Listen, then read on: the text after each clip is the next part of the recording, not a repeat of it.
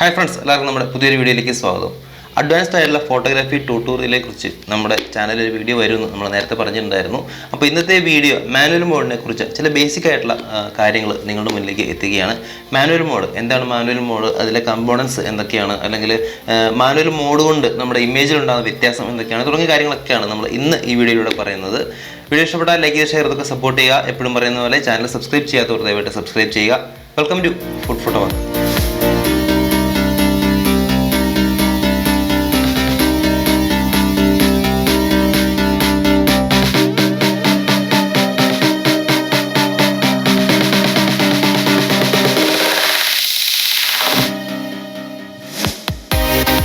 പേര് സൂചിപ്പിക്കുന്ന പോലെ തന്നെ ഒരു ഇമേജിൻ്റെ അല്ലെങ്കിൽ ഒരു ഫ്രെയിം അല്ലെങ്കിൽ ഒരു ദൃശ്യത്തിൻ്റെ എക്സ്പോഷർ നമുക്ക് തന്നെ മാനുവലായിട്ട് കൺട്രോൾ ചെയ്യാൻ പറ്റുന്ന ഒരു മോഡാണ് DSLR ക്യാമറകളിലും മിറർലെസ് ക്യാമറകളിലും ചില പോയിന്റ് ആൻഡ് ഷൂട്ട് ക്യാമറകളിലും ഒക്കെ ഉള്ള മാനുവൽ മോഡ് എന്ന് പറയുന്ന ഈ ഒരു മോഡ്. അതായത് ക്യാമറയുടെ എക്സ്പോഷറിനെ സഹായിക്കുന്ന കമ്പോണൻസ് ISO, ഷട്ടർ സ്പീഡ് അല്ലെങ്കിൽ അപ്പർച്ചർ, ഈ മൂന്ന് കമ്പോണൻ്റാണ് പ്രധാനമായിട്ടും ഒരു ഇമേജിൻ്റെ എക്സ്പോഷർ എങ്ങനെ വേണം, അല്ലെങ്കിൽ ഒരു ഇമേജ് എത്രത്തോളം എക്സ്പോസ്ഡ് ആവണം അല്ലെങ്കിൽ അണ്ടർ എക്സ്പോസ്ഡ് ആവണം, എത്രത്തോളം വെളിച്ചം ഒരു ഇമേജിൽ ഉണ്ടാവണം എന്ന് തീരുമാനിക്കുന്നത്. ഞാൻ ഒന്നുകൂടെ പറയാം. ക്യാമറയുടെ shutter speed, ISO, then aperture, ഈ മൂന്ന് കമ്പോണൻറ്റ് എക്സ്പോഷർ ട്രയാങ്കിളിലെ മൂന്ന് കോർണറുകളിലാണ് ഈ ഒരു കമ്പോണൻസ് വരുന്നത്, ഈ ഒരു മൂന്ന് കമ്പോണൻസും വരുന്നത്. അതുകൊണ്ട് ഈ മൂന്നിൻ്റെ കൺട്രോൾ വഴി നമുക്കൊരു എക്സ്പോഷർ, ബാലൻസ് എക്സ്പോഷർ ആക്കാൻ പറ്റും. അല്ലെങ്കിൽ ഈ ഒരു എക്സ്പോഷറിൻ്റെ അഡ്ജസ്റ്റ്മെൻറ്റ് വഴി നമുക്ക് ഒരു ഇമേജിനെ വെളിച്ചമുള്ളതാക്കാം, വെളിച്ചം കുറഞ്ഞതാക്കാം എന്ന് സിമ്പിളായിട്ട് മനസ്സിലാക്കുക. എനിവേ, ഈ മൂന്ന് കമ്പോണൻസും എങ്ങനെയാണ് കൺട്രോൾ ചെയ്യുക, അല്ലെങ്കിൽ ഈ ഒരു മൂന്ന് കമ്പോണൻസിനെ കൺട്രോൾ വഴി ഇമേജിൽ എന്തൊക്കെ വ്യത്യാസങ്ങളാണ് ഉണ്ടാകുന്നത് തുടങ്ങിയ കാര്യങ്ങളൊക്കെയാണ് ഇന്ന് പറയുന്നത്. ഇത് മനസ്സിലാക്കാനായിട്ട് കുറച്ച് എക്സാമ്പിൾ സഹിതം നിങ്ങൾക്ക് പറഞ്ഞാലേ നിങ്ങൾക്ക് മനസ്സിലാക്കുള്ളൂ എന്നുള്ളതുകൊണ്ട് ഇതൊരു വോയിസ് ഓവറായിട്ട് എൻ്റെ ഒരു വോയിസ് ഞാൻ ആഡ് ചെയ്യാം. ഫോട്ടോസ് നിങ്ങളെ കാണിച്ചു തരാം എന്തൊക്കെ മാറ്റങ്ങളാണ് വരുന്നത്. അല്ലെങ്കിൽ ഞാനിപ്പോൾ യൂസ് ചെയ്യുന്ന നിക്കോണിൻ്റെ ഒരു 5000 ലൈനപ്പിൽ വരുന്ന ഒരു ക്യാമറയാണ്. ആ ക്യാമറയിൽ നമ്മുടെ ഒരു ഡയൽ അല്ലെങ്കിൽ ആ ക്യാമറയുടെ ഒരു ഡിസ്പ്ലേ, ഒരു ഇൻ്റർഫേസ് എങ്ങനെയാണ് വരുന്നത്, അതിൽ ഏതൊക്കെ കൺട്രോൾസ് ആണ് വരുന്നത് തുടങ്ങിയ കാര്യങ്ങളൊക്കെ ഇന്ന് ഈ വീഡിയോയിലൂടെ നിങ്ങൾക്ക് മനസ്സിലാക്കാൻ സാധിക്കും. എനിവേ, നമുക്ക് വീഡിയോയിലേക്ക് പോകാം. മാനുവൽ മോഡിനെ കുറിച്ചുള്ള ചില ബേസിക് ആയിട്ടുള്ള കാര്യങ്ങളാണ് നമ്മൾ ഇന്ന് പറയുന്നത്. അതായത് ഈ ഒരു ഷോട്ട് നിങ്ങൾക്ക് കാണുമ്പോൾ തന്നെ മനസ്സിലാക്കാൻ സാധിക്കും, അത്യാവശ്യം ബാലൻസ് ആയിട്ടുള്ള ഒരു എക്സ്പോഷർ എന്ന് വേണമെങ്കിൽ നമുക്ക് പറയാൻ പറ്റുന്ന ഷോട്ടാണ്.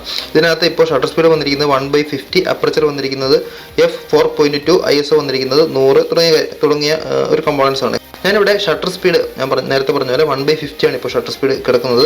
ഷട്ടർ സ്പീഡ് കുറയ്ക്കുമ്പോൾ നിങ്ങൾക്ക് സ്വാഭാവികമായിട്ടും കാണാൻ സാധിക്കും കുറച്ചുകൂടി ലൈറ്റ് ഫ്രെയിമിലേക്ക് വരുന്നു, അല്ലെങ്കിൽ കുറച്ചുകൂടി ചിത്രം വെളുത്തു വരുന്നു എന്നുള്ളത് കാണാൻ സാധിക്കും. അതുപോലെ തന്നെ ഷട്ടർ സ്പീഡ് കൂട്ടുമ്പോൾ 1/40, 1/50, 1/60, 1/80, 1/100, ഈ ഒരു ഷട്ടർ സ്പീഡിൽ ഇമേജ് അല്ലെങ്കിൽ ഈ ഒരു ഫ്രെയിം കുറച്ചുകൂടി ഇരുണ്ട് എന്ന് കുറച്ചും കൂടി അണ്ടർ എക്സ്പോസ്ഡ് ആകുന്നത് നിങ്ങൾക്ക് കാണാൻ സാധിക്കും. ഇതുപോലെ തന്നെ അപ്പർച്ചറിൻ്റെ ഒരു സെറ്റിങ്ങിലേക്ക് പോവുകയാണെങ്കിൽ അപ്പർച്ചർ നമ്മൾ കൂട്ടുമ്പോൾ ഇപ്പോൾ f4.2 ആണ് നിങ്ങൾക്ക് കാണാൻ കഴിയുന്നത്. അപ്പർച്ചർ കുറയുന്നതിനനുസരിച്ച് അല്ലെങ്കിൽ നമ്മുടെ ഓപ്പണിങ് കുറയുന്നതിനനുസരിച്ച് കൂടുതൽ ഇരുണ്ട് വരുന്നത് നിങ്ങൾക്ക് കാണാൻ സാധിക്കും. ഞാൻ യൂസ് ചെയ്യുന്ന അപ്പർച്ചറുകൾ ഇവിടെ കാണിക്കുന്നുണ്ട്. അപ്പർച്ചർ മാറ്റുന്നതിനനുസരിച്ച് ചിത്രം അല്ലെങ്കിൽ ആ ഫ്രെയിം ഇരുണ്ട് വരുന്നത് നിങ്ങൾക്ക് കാണാൻ സാധിക്കും.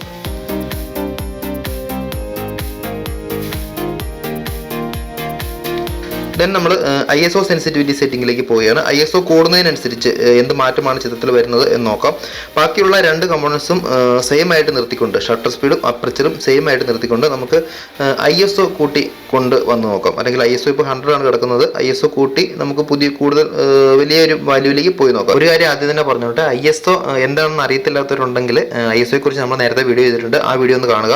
അതുപോലെ തന്നെ ആ വീഡിയോ കണ്ടിട്ട് ഈ വീഡിയോ കണ്ടാൽ കുറച്ചുകൂടെ നിങ്ങൾക്ക് ഹെൽപ്ഫുൾ ആയിരിക്കും.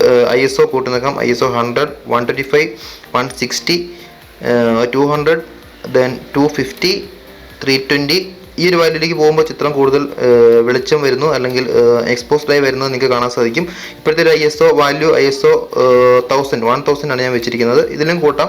ഇപ്പോൾ നിങ്ങൾക്ക് കാണാൻ സാധിക്കും ISO മാക്സിമം സെൻസിറ്റിവിറ്റി ISO 6400, 6400 ഞാൻ സെറ്റ് ചെയ്തിരിക്കുന്നത്. ഇത്രയും ഒരു കൂടിയ ISOയിലാണ് ഈ ചിത്രം ഇത്രയും അണ്ടർ എക്സ്പോസ്ഡ് ആയിട്ട് പോലും നമുക്ക് കൂടുതൽ വെളിച്ചമുള്ളതായിട്ട് തോന്നുന്നത്. എനിവേ, ISO ഇത്രയും കൂടിയൊരു വാല്യൂയിൽ നമുക്ക് എന്തായാലും സെറ്റ് ചെയ്യാൻ പറ്റില്ല. ചിത്രം കൂടുതൽ നോയ്സ് ഉള്ളതാവും അല്ലെങ്കിൽ മൊത്തം ഒരു ഗ്രെയിൻസ് ഉണ്ടാകാൻ സാധ്യതയുണ്ട്. അതുകൊണ്ട് ISO കുറയ്ക്കുകയാണ്. ISO 1600, ISO 1250, ISO 1000. മാനുവൽ മോഡിൽ നമുക്ക് ഈ മൂന്ന് കമ്പോണൻസ് നമുക്ക് അഡ്ജസ്റ്റ് ചെയ്യാൻ സാധിക്കും. എന്നാൽ ഓട്ടോ മോഡിലോ അല്ലെങ്കിൽ മറ്റുള്ള മോഡുകളിലോ ഈ മൂന്ന് കമ്പോണൻസും നമുക്ക് അഡ്ജസ്റ്റ് ചെയ്യാൻ സാധിക്കില്ല എന്നുള്ളതാണ് ഒരു പ്രത്യേകത. അതുകൊണ്ട് തന്നെ മാനുവൽ മോഡിൽ നമ്മൾ ഷൂട്ട് ചെയ്യുമ്പോൾ നമുക്ക് കുറച്ചുകൂടി ക്രിയേറ്റീവായിട്ട് അല്ലെങ്കിൽ നമ്മുടെ ഇഷ്ടത്തിനനുസരിച്ച് ക്യാമറയെ നമുക്ക് ഉപയോഗപ്പെടുത്തി ഷൂട്ട് ചെയ്യാം എന്ന് പറയുന്നത്. അപ്പോൾ ഈ ഒരു വീഡിയോയിൽ നമ്മുടെ മോഡ്സ് അഡ്ജസ്റ്റ്മെൻറ്റ് വഴി അല്ലെങ്കിൽ ക്യാമറയുടെ അപ്പർച്ചർ, ഷട്ടർ സ്പീഡ്, ISO തുടങ്ങിയ മോഡ്സ് കൺട്രോൾ ചെയ്യുന്ന വഴി എന്തൊക്കെ മാറ്റങ്ങളാണ് ഇമേജസിന് വന്നത് എന്ന് നിങ്ങൾക്ക് എക്സാമ്പിൾ സഹിതം മനസ്സിലായി കാണും. വീഡിയോ ഇഷ്ടപ്പെട്ടാൽ ലൈക്ക് ചെയ്ത് ഷെയർ ചെയ്തൊക്കെ സപ്പോർട്ട് ചെയ്യുക. ചാനൽ സബ്സ്ക്രൈബ് ചെയ്യാത്തവർ ദയവായിട്ട് സബ്സ്ക്രൈബ് ചെയ്യുക. Bye for now, stay tune and this is food photo വാക്ക്.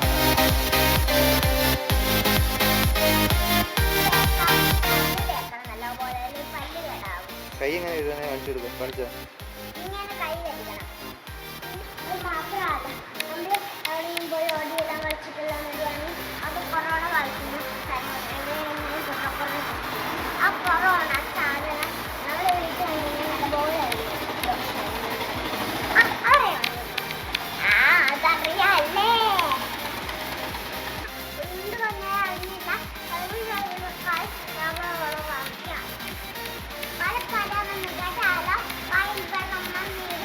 അമ്മയുണ്ടു വീട്ടിൽ അമ്മയാണു ദൈവം, സ്നേഹമുണ്ടു വീട്ടിൽ സ്നേഹമാണ് ദൈവം. എനിക്ക് ഒരു കാര്യം കൂടി പറയാനുണ്ടായിരുന്നു നിങ്ങളോട്, പക്ഷെ നാളെ പറയാം. ഞങ്ങളുടെ വീഡിയോ ചാർജില്ല.